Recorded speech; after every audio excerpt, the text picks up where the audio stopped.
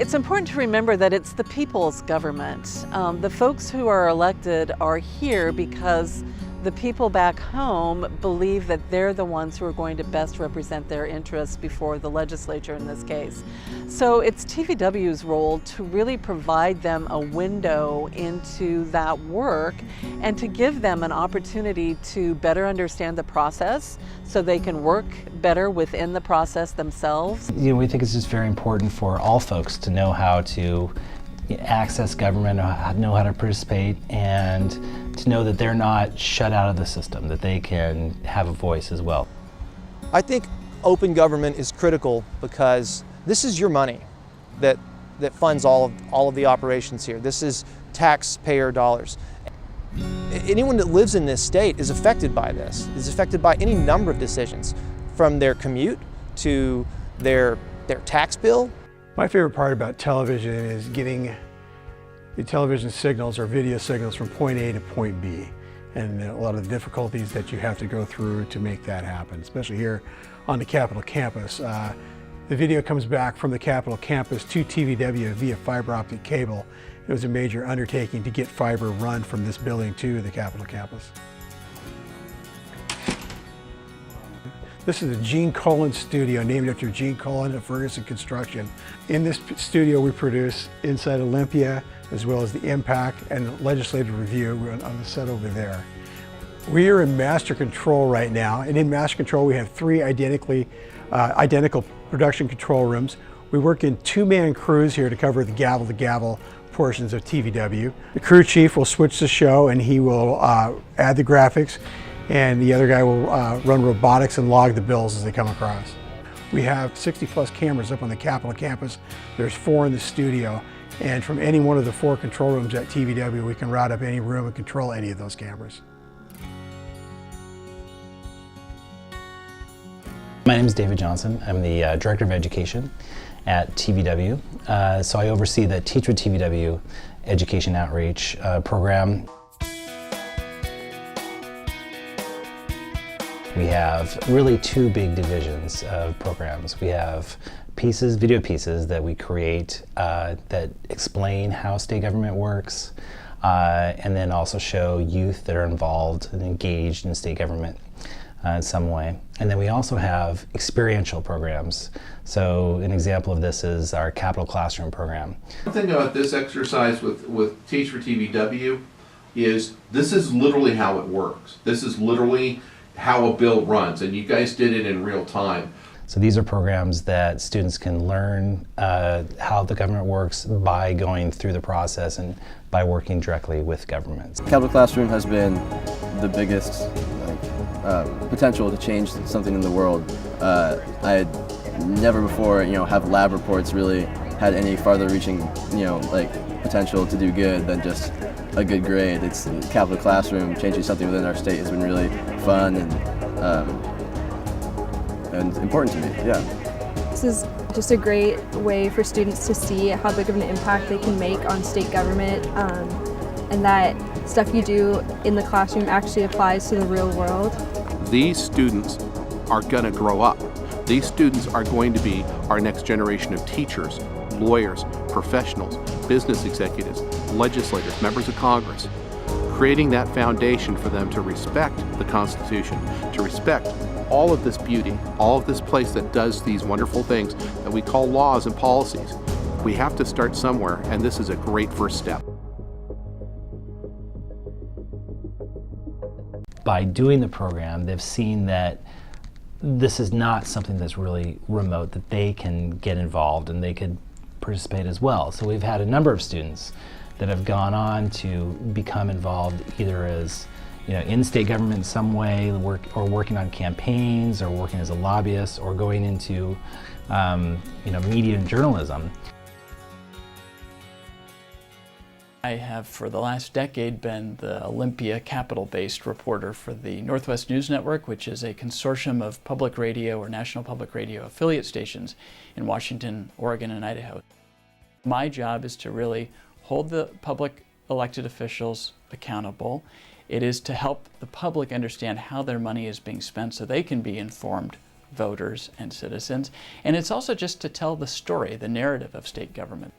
This week on Inside Olympia, Democrats are back in the majority as the Washington legislature convenes for a short 60-day election year session. So what are their priorities? We talk with Senate Majority Leader Sharon Nelson and House Majority Leader Pat Sullivan. That's next on Inside Olympia. From Olympia, an in-depth look at decisions at the state capitol and how they impact you. This is The Impact. This week on The Impact, a mid-session update on the state legislature, from gun control to taxes and net neutrality, bills, key deadlines, what's moving and what isn't. My name's Mike McClanahan. I'm the producer and the host or anchor of The Impact, and we cover a range of topics, basically any statewide issue that affects people that is based on a decision being made here in Olympia.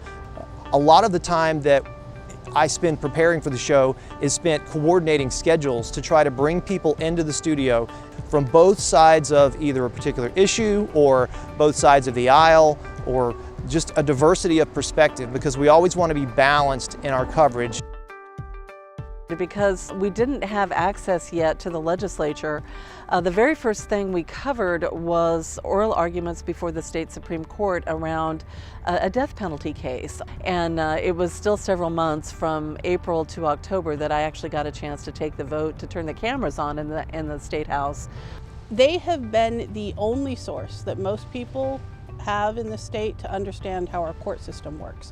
They're there at the Supreme Court every day, filming all of the arguments, gavel to gavel. Again, it's up on the website, it's aired live. People understand how our court system operates at the appellate level, largely by watching TVW. And it's great because those recordings get linked to the bill in the website, so that if you're going back later and you want to know what did someone say about a bill or what was the supposed intent of a bill, you can see what they said at the time. And that's been really useful for people to understand what laws were meant to do, what they actually did. The problem is they're not there for the parts they don't want us to be there. So they have caucus meetings, they have certain committee meetings like the Rules Committee that meets totally by phone, where they're not invited to be a part of that, and there's no record made of that. For my show, I am also talking to people about the recent legislation that was passed relating to public records in the state legislature specifically, what's off limits, what's not, and to that end, we're interviewing one of the senators who's explaining the legislation and who supports it. We're also planning to interview someone who opposes it. It's very controversial, and that's openly acknowledged by both sides. So in September of 2017, media organizations from across the state filed a public record lawsuit against the 4 leaders of the Senate and the House for not producing 7 months worth of their calendars, their emails, and their text messages that related to their legislative duties, and not producing records of sexual harassment complaints and records showing what the legislature did in response to those sexual harassment complaints. And on January 19, 2018, he found that the 4 leaders of the legislature had violated the Public Records Act by not producing their calendars, their emails, and their text messages for that 7-month period. The 4 defendants, the 2 leaders of the Senate, the 2 leaders of the House, secretly have been writing a bill and keeping it secret. And then on Wednesday of last week, after it was too late for a public hearing, they announced it to their parties in caucuses, told them for the first time that they were introducing this bill. If it becomes law, it will be the only state law that I can think of on the books where there is absolutely no enforcement power, where they've written a law that says they get to decide what gets released. If you don't like their ruling, you can appeal only to them. They introduced it for Wednesday around 4 o'clock. They pulled it into a work session Thursday morning.